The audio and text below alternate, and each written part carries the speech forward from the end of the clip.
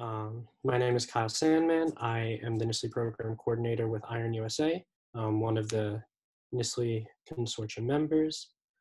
And today I am pleased to present this great classroom connection activity.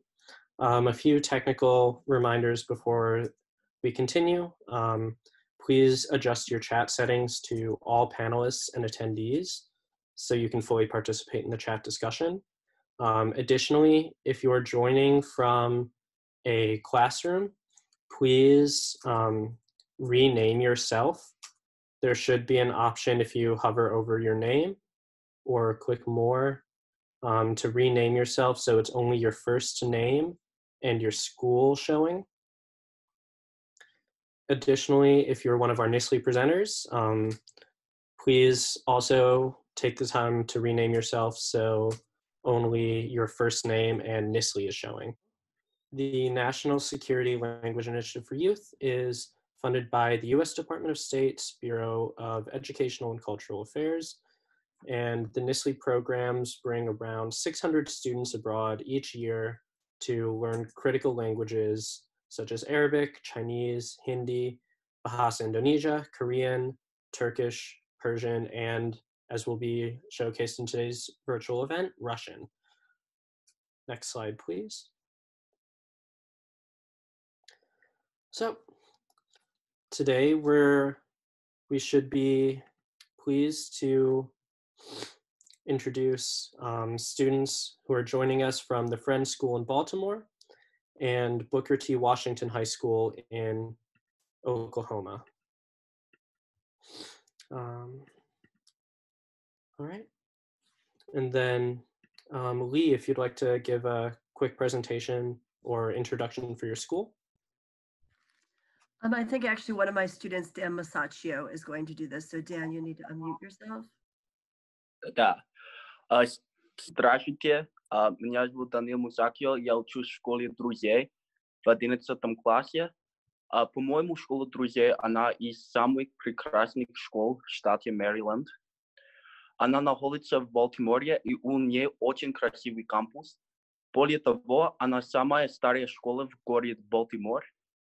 Моя школа была основана в 1784 году. Школа друзей – частная и квекерская школа. В школе у нас отличная программа русского языка. Даже в 6 классе у нас есть уроки русского языка. Все школьники русского языка всегда рады учить у госпожи Робби. Многие школьники русского языка в моем классе хотят изучать русский язык в университете. В этом году мы не могли ездить в Россию, но мы обычно участвуем в специальной культурной программе в Санкт-Петербурге во время весенних каникул. Спасибо большое за возможность рассказывать о моей школе. Многие ученики в моем классе интересуются программой NSLI-Y.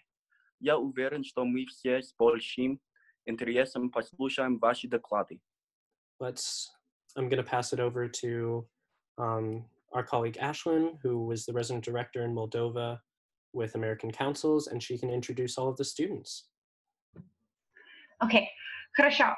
Всем здравствуйте. Я буду представлять себя на русском, потому что я слушаю, что вы такие огромные умницы, молодцы, и вы уже можете понять меня, когда я представляю себя. Так, меня зовут, как Кайл уже сказал, меня зовут Ashlyn. Я руководитель программы NSLI-Y в городе Кишинев в Республике Молдова.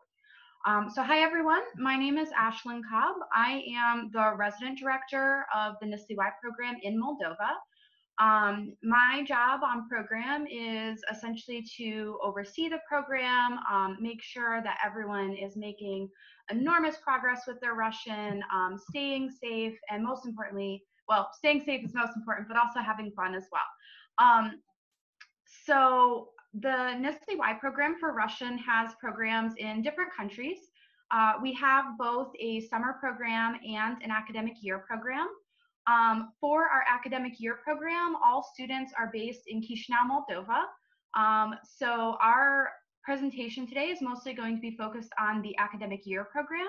And since that is in Chisinau, Moldova, you're going to hear and learn a lot about Moldova. Moldova is a very small country. It is about the size of Maryland, and it's located between Romania and Ukraine. So without further ado, I'm going to allow the presenters to also introduce themselves. We'll start with Jared, because he's going to be presenting first today. Здравствуйте, меня зовут Jared Block. Я начал изучать русский язык год назад. И я из штата Арканзаса. Hello, my name is Jared Block. I'm 19 years old. I started learning Russian about a year ago, and I'm from Arkansas. Всем привет, меня зовут Сара, я из Колумбуса, и я начала изучать русский язык 3 года назад. Hi everyone, I'm Sarah, I'm from Columbus, Ohio, and I started learning Russian about 3 years ago. Здравствуйте, ребята, меня зовут Хлоя, мне 18 лет, я живу в штате Вирджиния, и я начала изучать русский язык почти 5 лет назад. Hi guys, my name is Chloe. I'm 18 years old and I live in Virginia, and I started studying Russian about 5 years ago. Всем привет, меня зовут Эйтан, мне 18 лет, я из штата Род-Айленд. Я начал изучать русский язык 2 года назад. Hi everyone, my name is Eitan, I'm 18 years old, I'm from Rhode Island, and I started studying Russian 2 years ago. Okay, so now that we know a little bit about our presenters, they're going to go ahead and talk to you all about different topics related to the NSLI-Y program. Our first presenter is going to be Jared, and he's going to speak to you all about daily life in Moldova and abroad in general, and what it's like to build skills to foster your independence. Okay, during my presentation, I would like to talk about daily life in Moldova, how it contributes to language learning, and how spending time abroad can foster independence. Next slide, please. Thank you. During my time in Moldova, we had 2 different classes every day, every weekday. We had grammar and speech practice, and we had those classes for 4 hours a day for 2 hours each class. This is different in many cases because from studying Russian in the States, because the classes were taught by native Russian speakers, and we were able to focus all of our academic time on these Russian classes. We also have 2 different teachers, and because of this, we are exposed to another voice in Russian, so we don't become accustomed to one voice. I know that another person will speak more about group events, excursions, and things like that, but these are also other ways studying abroad differs from studying in the States. Events in the theater, group lunches, and festivals are not only great ways to practice Russian by speaking it and listening to others speak it, but are also fun activities in order to witness the culture firsthand. Study spaces are all around Chisinau, including things such as cafes, libraries, and restaurants. Of course, these things exist in the States, but using these study spaces abroad gives you the chance to be exposed to Russian speakers even more. Extracurriculars are also a great way to speak Russian with people from the host country. For example, I took cooking classes during my first semester. These were fun because I could have conversations with the lady that was teaching the class, and I ended up learning and using vocabulary that I otherwise would not have needed to use or learn. Words like skavarada and razdelechная doska, which means pan and cutting board. For the second part of our study abroad, I had a language partner that was set up through the program. This was a Moldovan student around my age, and I was able to make friends with him. We also took classes at Pushkin Lyceum. We were able to attend Pushkin Lyceum a couple of times a week to see what it is like to take classes in the host country, as well as make friends with students there and speak to them more casually. I believe that this is hard to recreate in the States with Russian studies because it is a more casual and impromptu use of Russian instead of a more structured class-oriented discussion. Next slide, please. Spending time abroad also teaches you self-care, anything from stress management to haircuts. And I mentioned haircuts because it can be daunting at first to try to cut your hair with a language barrier in a way. I was nervous when I first went to the barber. Towards the end of the haircut, he asked me if I wanted something done to my hair, but I didn't understand what he was saying specifically about my hair. After he messed around with his hair a little bit to show me what he meant and kept explaining it, I decided to just agree and see where it would take me. Because of that, I ended up with my head shaved on both sides.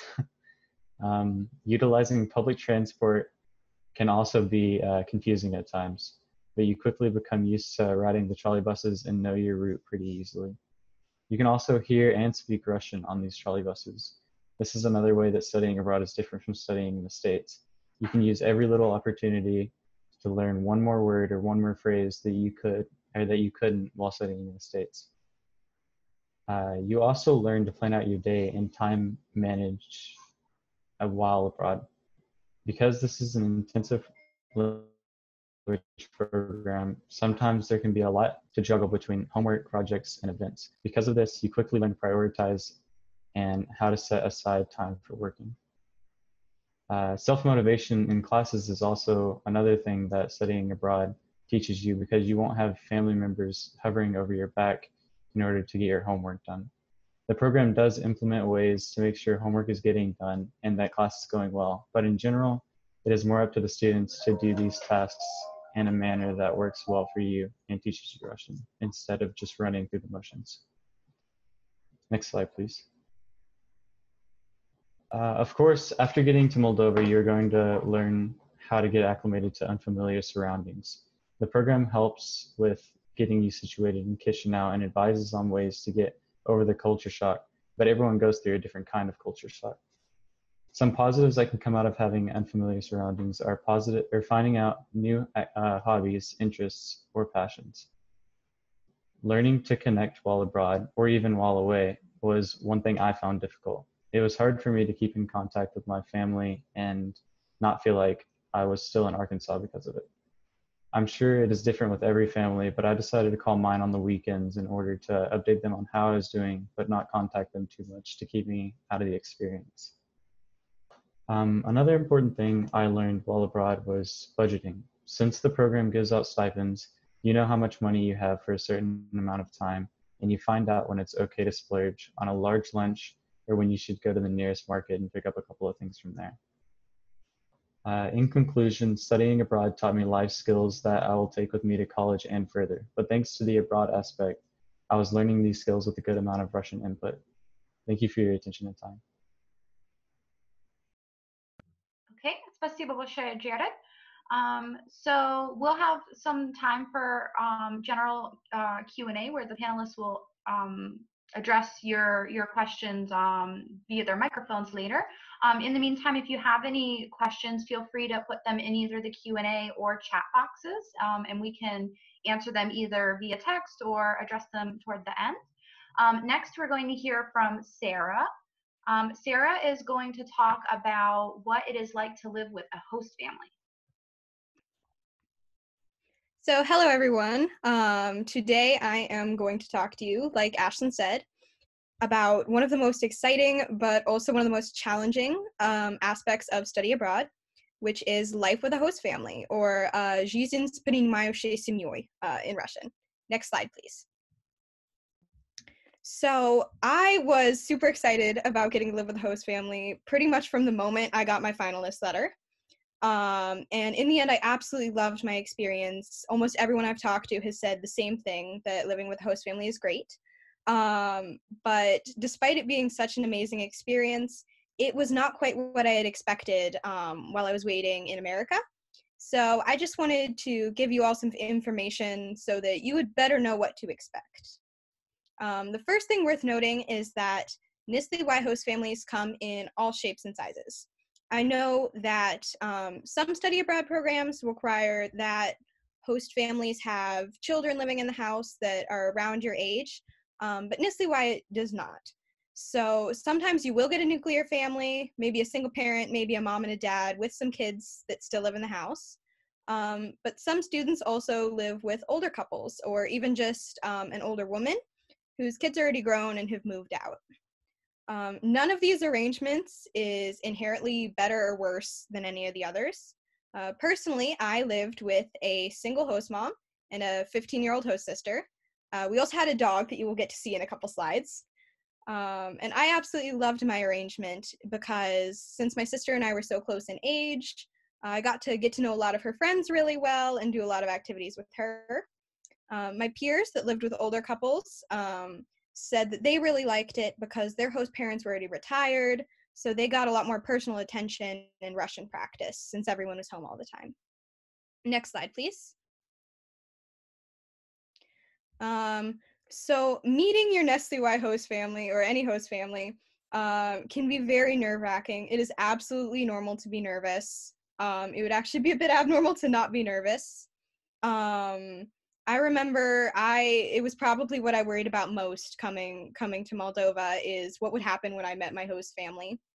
But it helps to remember that it's going to be a little awkward at first, and this doesn't mean that your entire relationship with your host family is going to be like it is when you first meet them. And NSLI-Y host families are amazing. They're all very welcoming. A lot of them have been doing this hosting American students for years and years and years. So they're very experienced and they really know what to expect with getting an American student. And the language barrier is something that can be very tricky to get through, especially if you're coming to Moldova with very limited Russian experience or even no Russian experience. It can be a bit tricky at the beginning, but if you do come, NSLI-Y will give you tons and tons of methods of communicating with people through a language barrier. And again, it's always the most difficult at the beginning. It will get better and better throughout the year. So once you're home with your host family, you will notice a lot of differences between life with family in Moldova and life with family in America. So I wanted to point out a couple of those to you. First thing I want to talk about is bedroom arrangements. So just like every host family is different, everyone has a different bedroom situation in Moldova. Some people have really tiny rooms. Some people had rooms that were bigger than the whole apartment I stayed in. But one arrangement I wanted to talk to you guys about is that sometimes in the post-Soviet Union, you have a situation where one room will be a host family member's bedroom at night and a living room during the day. So if you see those two pictures there, that was my room when I stayed in Moldova. I absolutely love my room, but you can see that it was also my host family's living room during the day. So although I loved it, it did take some adjustment to get used to having to be able to shove all my stuff somewhere so that it could also be living room. With that comes some different ideas about privacy and personal space. I heard from a lot of people with NSLI-Y that sometimes their host parents would come into their bedrooms without knocking. Personally, my host mom always knocked if I was in the room, but I did come home from university quite often to find out that she had been in my room while I was gone. Also, especially older Moldovan women really love to give advice, whether you ask for it or not. So sometimes you will be about halfway out the door, running late for some event, and your host mom will make you stop and change shoes because the ones you were wearing weren't warm enough for the weather, in her opinion. With this, it can take some adjustment, but it really helps to remember that the Moldovan way of doing things and the American way of doing things are different, but neither is better than the other. And you can actually use this as an opportunity to get to see a unique part of Moldovan culture because, you know, you're living in a home that all of your Moldovan peers, it kind of resembles what your Moldovan peers would live in. Next slide, please. So relationship building with your host family. I was very worried that I would end up with a bad relationship with my host family when I was in America. I know everybody worries about this. What's it going to be like living with a bunch of people that I don't know? The first thing I want to say about that is that everybody has a different relationship with their host family. Some students get very, very close to their host families and end up considering them like a second family, whereas some students tend to have a more formal relationship with them. And both of these are completely fine as long as it works for everybody involved and there's mutual respect in it. But if you do really want to focus on building a closer relationship with your host family, you'll hear this about building relationships in general. It really helps to make extra time for them.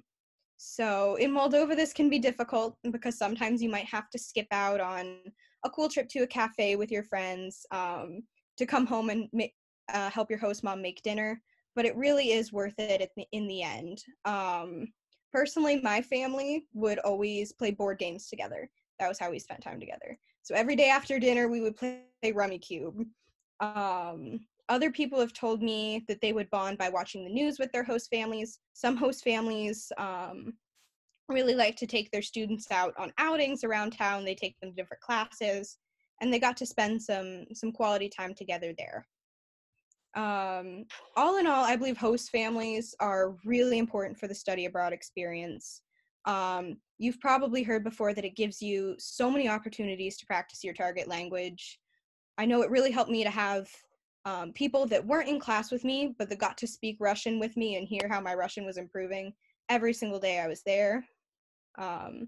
Also, it's really good for cultural insight. You get to live with a family that resembles what a Moldovan your age would maybe be living with. So you get to pick up on a lot of cultural nuances that maybe you wouldn't notice if you were living in a dorm or in an apartment. And then finally, Eitan will talk a lot about building community in Moldova later, but host families can be really good for community. So my mom owned a community center, so I got to participate in a lot of volunteer activities and classes there. So I really got to know a bunch of friends through my host family, through that community center. So thank you all very much. I absolutely loved living with a host family. I hope that you all get to experience that someday too, whether with NSLI-Y or with a different program. And I will be happy to answer any questions you have after the presentations. Thank you. Спасибо, Sara. So now we're going to hear from Chloe. Chloe is going to talk about community service in Moldova. Hey guys, so I'm super excited to talk about volunteering in Moldova, или по-русски волонтерство, добровольчество в Молдове. So volunteering made a huge impact on my NSLI experience. It really helped me reach out to my community, and it was a great way to practice some Russian. So before I get into all the opportunities I want to talk to you a little bit about the requirements. So as a part of the NSLI program, we were required to do 30 hours of volunteering. And many people, myself included, completed the 30-hour volunteer requirement before we were evacuated mid-March. So that just goes to show how many people truly enjoyed their volunteering experiences and really took advantage of all the opportunities there in Moldova. Next slide, please. Okay, so first I'm going to start off by talking about what I like to call standalone volunteer opportunities. So these were just opportunities that would show up, and you can choose to partake in them or not. They weren't really scheduled. So first is America House, Amerikanski Dom. And this was an American cultural center in the city and also focused on English learning. And so they had a program called the Competitive College Club, which focused on helping Moldovan students prepare their applications for universities, colleges in the US. So basically helping them with their SATs, TOEFLs, etc. Eitan even did his own presentation by walking a group of Moldovan peers through the general application process. There's a lot of cool ways to really make these projects your own. Jared and I also, we all work together by doing Q&As with Moldovan peers too on this project. So a lot of fun. Next are game days and movie days. So this is a more relaxing opportunity that America House had to offer. They would sometimes ask NSLI students to come in and lead conversation hours or just talk with Moldovan peers after showing a movie or cartoon or playing over board games. We even had 2 students in our group they planned a Mardi Gras workshop, which was a huge success. And it just goes to show that you can really make all these volunteer opportunities your own thing. Next, American councils, Amerikanskie Soviety. I personally spent a lot of time at the American Council's office, whether doing homework or volunteering. So the first volunteer hours that I got was at the America Day Festival. I was just helping hand out flyers for the Flex program, which is basically like NSLI for Moldovan students. And that really opened my eyes to all the volunteer opportunities that were available with American councils. For example, English classes. So every few weeks, they would ask the NSLI students to come in pairs to an English class, and we would just talk for an hour, maybe on certain topics, or the Moldovan students would just ask us questions. And it was a really great opportunity to meet Moldovan peers, because after the English classes, we could go up and talk to them, maybe plan a time to go to a cafe, get some Russian practice in. So this is another project that I really enjoyed. Next, IT projects. So I am definitely not a techie person, but for those who are, there are opportunities for you. 2 of our NSLI students got a chance to help revamp the English version of the American Council's website. So cool opportunity for them. Lastly, holiday decorating. So even though we were in Moldova and American councils helped us celebrate typically American holidays such as Halloween, Valentine's Day, etc. And so we could get some hours just by going in and help decorating the office. Next, trash pickup, sabirajcie musar, as I like to call it. This might not be the most glamorous of all options, but unfortunately there's a lot of litter and trash along the streets, parks, cemeteries in Moldova. And so after doing these projects, you could really see the difference that you were able to make on the community. Some students even organized their own trash pickups. They could just get the materials, gloves, trash bags from American councils, and they could get a few of their friends, and boom, you have a volunteer trash pickup of your own. Next slide, please. Okay, next, Republican Volunteer Center, Respublikanski Volonterski Center. So this is where I personally got most of my volunteer hours. Eitan, Sarah, and Jared all worked on different projects at RVC. And the best part about the RVC, in my opinion, is that there are so many opportunities, not just the ones that I've listed, but they have home renovation workshops, volunteering at elderly homes, art projects, English teaching, many, many more options. So I'm only going to focus on the projects that I did, but I definitely encourage you to talk to the other NSLI students here about their volunteer opportunities, because we all had different experiences, did different projects, and they'll have a different perspective to offer. So first, Children's Hospital, Детская больница. Eitan and Sarah also worked on this project with me, and it was one of the most gratifying, really rewarding projects. Every other Sunday, we would go to a children's hospital and either do crafts or play games with them for 2 hours. And it really pushed my communication skills.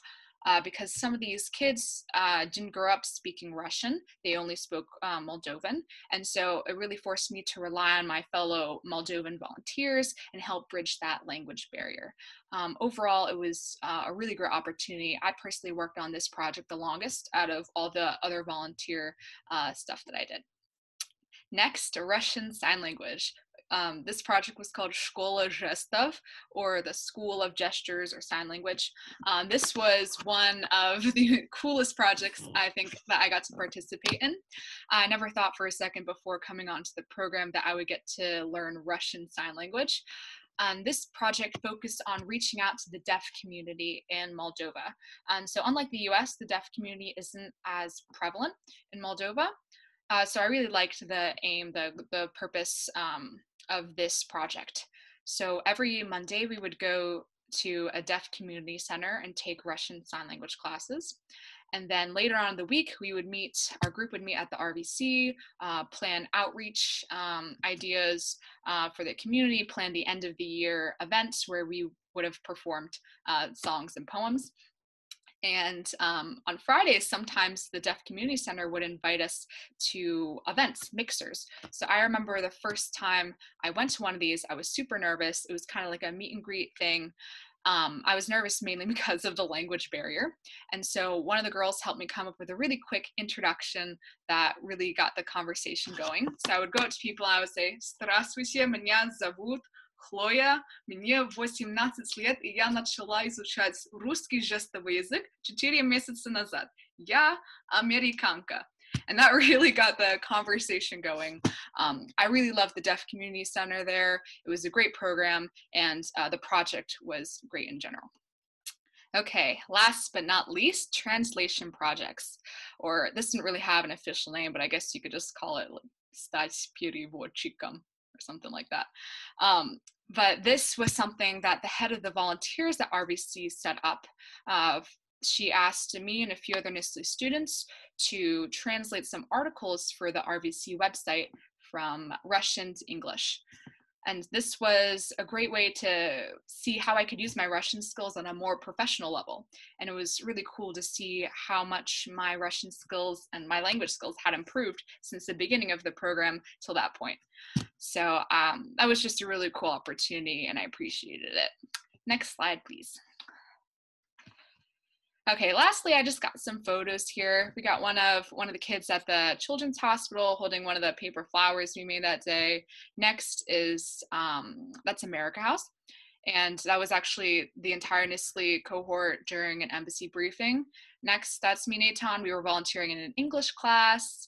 The next two are just pictures of Stefan Shamari Park, where the America Day Festival was held.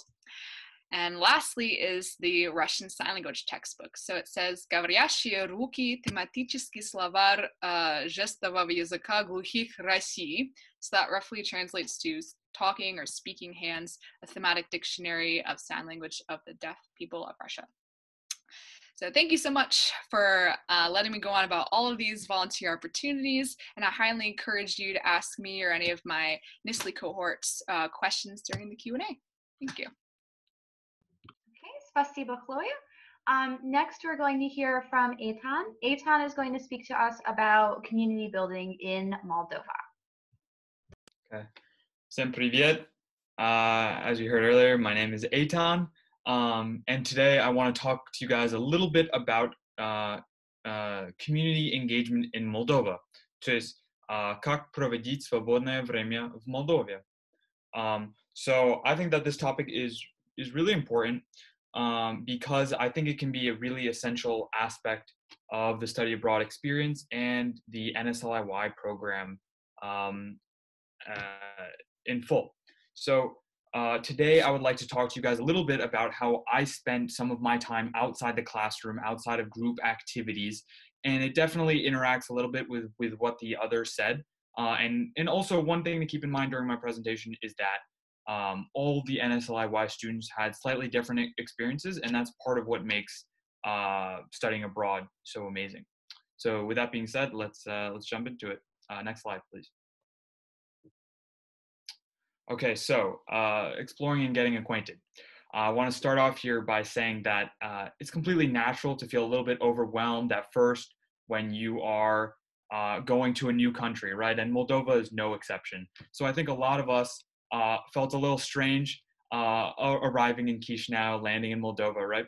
And that's okay. That's part of the experience studying abroad. And as Jared talked about, kind of fostering independence and maturity. And so, you know, I want to stress that community building and community engagement, they don't need to happen right away. It's okay to take some time to get used to everything, to get used to the new environment. And so one thing that the NSLI-Y cohort did a lot, and I thought this was really special, is we spent a lot of time getting to know the city. And this involved going on public transit, going on trolley buses. And this was a really great way to be able to orient ourselves, as in the future, you know, we would be going from the university to our host family houses to, you know, art galleries and lectures and our extracurricular activities. So it was really great to be able to orient ourselves and find our way around the city. And I remember, I'll share a little story here. My first time on a marshrutka, which is a sort of a Mercedes mini bus. That's a facet of life there. My first time on it with my host dad, I was like, "There's no way I'm riding this every day. This is crazy." But I got used to it over time, and I really came to enjoy it by the end, and I miss it now. So it's important to stress, I think, that you sort of get used to your host country over time, acclimate, if you will. And with that being said, next slide, please. Okay, so finding one's community. I think that this is really, really important to do in Moldova while studying abroad on the NSLI-Y program. And what do I mean by this? Maybe I'll start by giving my example. So I spent a lot of time outside of class and outside of there's a lot of group activities, as Jared touched upon, but I spent a lot of time at the Chisinau Jacobs Jewish Center, Еврейский культурный центр, называется. And also, as Chloe said, the RVC, the Respublikanski Volonterski Center, is also located here. So pretty much all the NSLI-Y students spent quite a bit of time in and around this building. But I spent a lot of time, I went to services, I went to activities, I did volunteer events here. I met a lot of people and made some local friends, which was a really, really special part of the experience. As you can see in this middle photo, this was actually at Hanukkah in Chisinau, and that's my friend Alexandra. I spent a lot of time with her, and it was really great to be able to speak Russian with her and really practice my разговорный речь, so my Russian that was a little bit more conversational and really round out my language abilities. So these communities are really important because they help you to create lasting ties to Chisinau and make you feel as if you belong there. And I think fostering this feeling is really important in building a connection with your host community. So next slide, please. Okay, performances, concerts, and museums.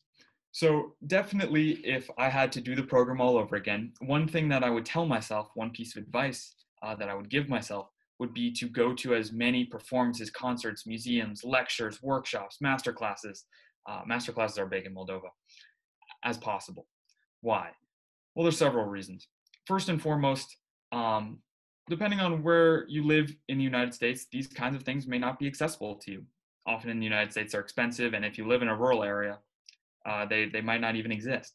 However, on the NSLI-Y program, you're in close proximity to a lot of kinds of cultural events, and they tend to be quite inexpensive. And this means it's very, very accessible for NSLI-Y students. And thankfully, the program allows you to have the free time and the stipend to attend and participate in these kind of events. And so I'll share probably my favorite experience on the program was actually seeing Gogol's Smертвие души, or Dead Souls, in a small community theater with the NSLI-Y cohort. And that's the kind of experience, Jared touched upon this a little bit in his presentation, but that's the kind of experience that you can only get studying Russian in Moldova, and really not something that you can find here in the United States.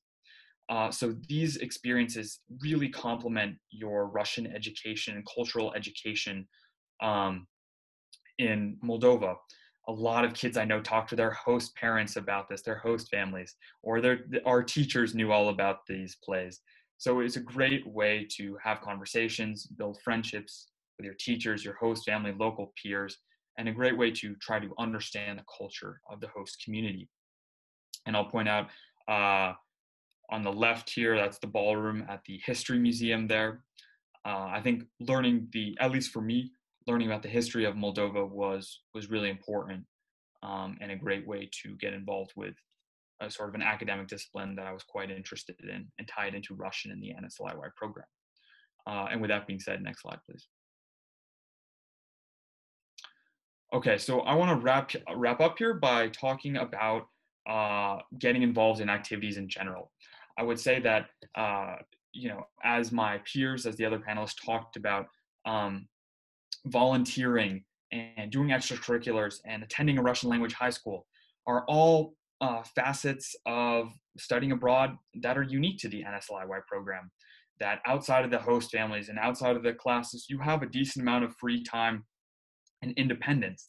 And I think it's very important, and I think this is something alumni stress a lot, to really get involved in a good way, in a way that complements what you're learning in the classroom and helps you learn language and make friendships. So like Chloe mentioned, I also was volunteering at the Children's Hospital, which was one of the most amazing experiences of my time abroad. For my extracurricular, I was training at a local gym, and I actually became great friends with my gym trainer. And I learned lots of words, parts of the body, all sorts of weird gym vocabulary that I would never have learned in the classroom. And I also was able to join a Frisbee team in Moldova called the Flying Mama Ligas. And if you're interested in knowing what Mama Liga is, maybe we can talk about that in the Q&A. But these are the kind of experiences that that are unique to Moldova and that are super important, in my opinion, to take advantage of.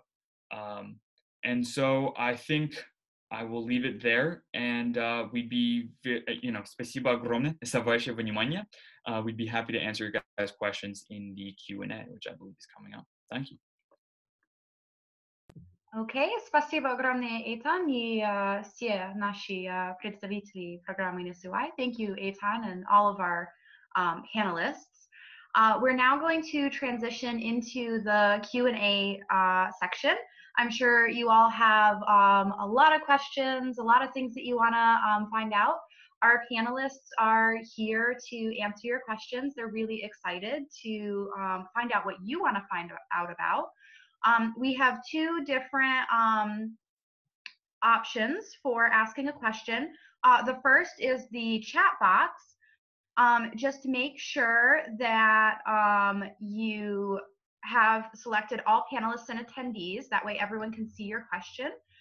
You can feel free to type a question down there, and then we'll answer it either in text or through speaking. If you would like to ask your question via your microphone, via audio, please use the raise hand feature that can be found if you click on participants, and we will lower your hand when we call on you. So just use the raise hand feature if you would like to use audio. So with that said, I look forward to seeing what questions you all have. Okay, so we have a question in the chat box for our panelists. The question is, was it challenging to convince your parents to let you study abroad? And I would also like to note that we do have a few NSLI-Y alums who are watching the presentation, but who were not a panelist. So if any of our NSLI-Y alums that are attending would like to speak as well, if you would just raise your hands. But panelists or alums, do you have an answer for this question? I mean, I can take it, or okay, yeah. So I guess for me, in my own personal experience, my mom was a little bit not excited about sending me abroad. But I think something to understand about NSLI-Y is that they take all the precautions, they take safety and security very responsibly. And I believe there was a communication with parents, sort of a webinar information for parents. So I think the biggest thing about convincing your parents would be to educate them about the program, refer them to program staff at American councils. And I think generally once they know more, they know that there is a support team, that there are, safe restrictions on what you can do. I think that really assuages any concerns that your parents would have.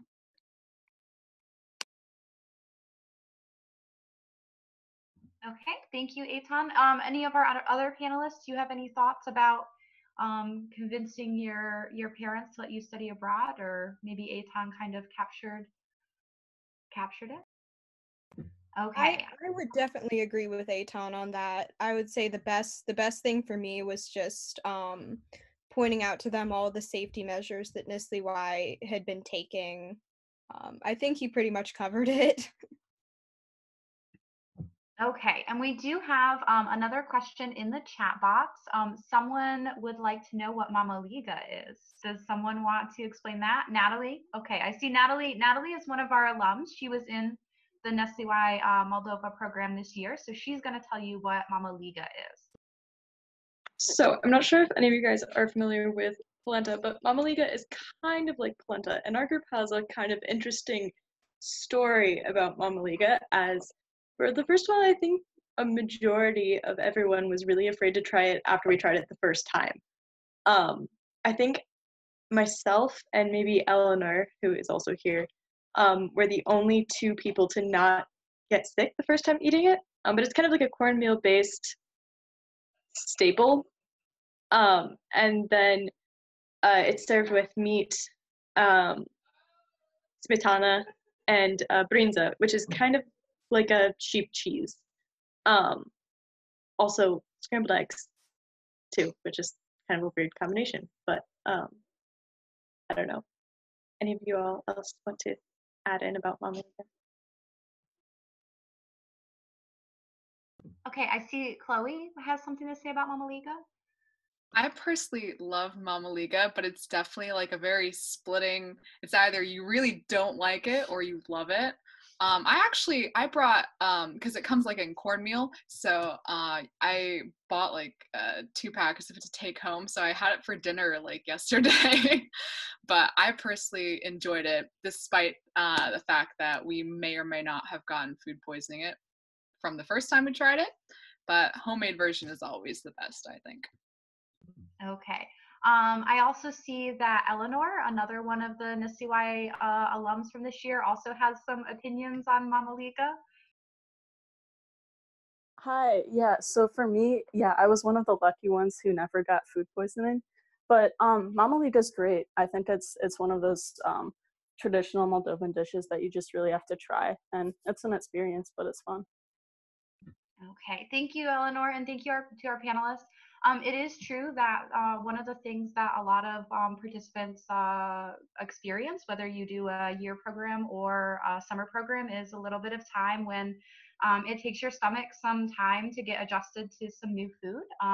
That's totally normal. It usually doesn't last more than somewhere in the range of a few days to a week or so.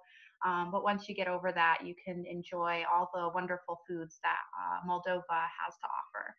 I see we have another question in the chat box for our panelists. How was it meeting Russian-speaking peers in Moldova? And then generally, how was the prevalence of Russian in Moldova, given that, for those who may not know, Moldova's state language is Romanian, but as a former part of the Soviet Union, Russian is a commonly spoken language as well. So how was it to meet Russian-speaking peers and generally use your Russian in Moldova? Okay, go, Yes. Eitan. Mm-hmm. Yeah. So I actually had a really interesting experience with this because I thought for a while that it sort of broke down on this generational divide, that a lot of the older people spoke Russian and most of the younger people spoke Romanian, and I think that is to some extent true. However, I think specifically talking about the capital city of Chisinau, where we were, it depended a lot on what environment you were in. There were some places where Russian was the working language, and there were some places where Romanian was the working language. I never figured out exactly why. One place everyone spoke Russian, one place everyone spoke Romanian, but people just seem to know. For example, the Republican Volunteer Center, where I was with many of the other NSLI-Y students, we pretty much spoke Russian all the time, hardly any problems. And when I was doing stuff with some of the other Jewish organizations, some different organizations, I also spoke Russian with everybody, with the older people, with the young people. So I think it really depends on where you are. There are Russian high schools, there's Russian, there's teams where there's a little bit more of a Russian feel. So to my estimation, it comes out to, which environment has that working language. Okay, thank you, Eitan. I see Jared also has an answer for this question. Yeah, I just wanted to say that even though in a lot of places it will be more Romanian speaking, in a lot of those places they also speak Russian as well. It's just not what is spoken around. And so if someone comes up to you and asks you something, or if you need to ask for something, you can say something or respond in Russian. and for the most part, they will respond back. Okay, thank you, Jared. And Sarah, you also have an answer? Yes, I wanted to talk about it a bit about it because I know before I came, I was really worried that it'd be hard to find Russian speakers because everyone would speak Romanian. But once I got over there, most people can speak Russian to at least the point you need to communicate with them. I think I had one situation where I was talking with someone who completely did not understand Russian, and the worst thing that came out of it was I accidentally got 2 muffins instead of 1. So really, especially with the young people, I found were really quick to switch into whatever language you were speaking in, or English. A lot of people there also speak English, so if someone doesn't speak Russian, you can probably at least try to communicate with them in English. Okay, and did anyone have an opportunity to pick up a few Romanian words? Yeah, so as Jared talked about a little bit, some of the areas are definitely a little bit more one way or the other in terms of language. So the area where I lived, Codru, was was an area where Romanian was the predominant language. So on my marsrutka, I pretty much was referring to my stops, La Statie, La Copac in Romanian. So I picked up a couple words. Okay, Chloe? Yeah, just like Eitan said, sometimes in certain situations it would be easier to use Romanian, like on the trolley bus, and so in the stores. So sometimes you definitely pick up on those words like un, doi, like counting, or just like pofti, please, mulțumesc, thank you. So yeah, there are definitely some opportunities to pick up on it, even if you're not trying to study it. Okay, great. And I know a lot of you talked about the differences of learning Russian in the United States as opposed to learning it in Moldova. So how was it different or similar to learn Russian in your Moldovan classrooms? I mean, I guess I could take this one. So at least for me, I thought it was a lot more engaging because you're really thinking to yourself when you're taking notes and you're doing exercises. I might be saying this tonight to my host family. So,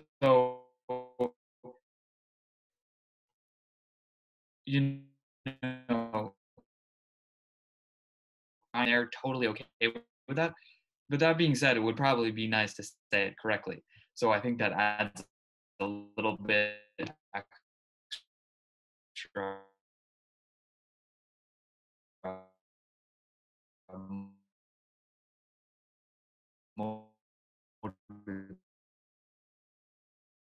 motivation, as it were,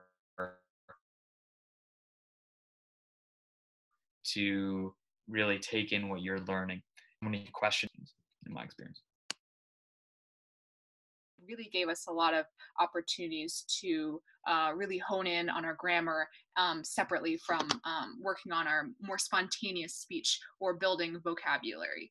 And so I think, and also the classes are so small. I had never been in a class with, I was in a class of 5 people, including myself. And so that also gives you the opportunity for the teachers to give you a lot of personal attention and really work with you. Something that you wouldn't get in a lecture hall or even a class of 30 students. So I definitely appreciated that aspect of Russian in Moldova.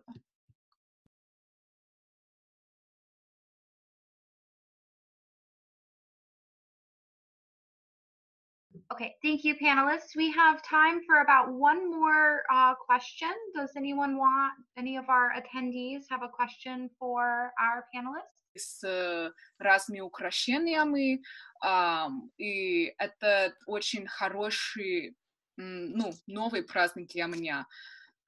So Merci Shor is a Romanian Moldovan holiday, and it celebrates the coming of spring. And it was my first time celebrating it. I truly enjoyed it. Never experienced anything like it in the US, and I hope to take that tradition with me back from my experience in Moldova. Okay, does anyone else want to talk about a favorite day of theirs? I mean, again, I think one of my favorite days was the day that we went to Banya. So we all got ourselves on the bus after having been stuck in the city for the winter.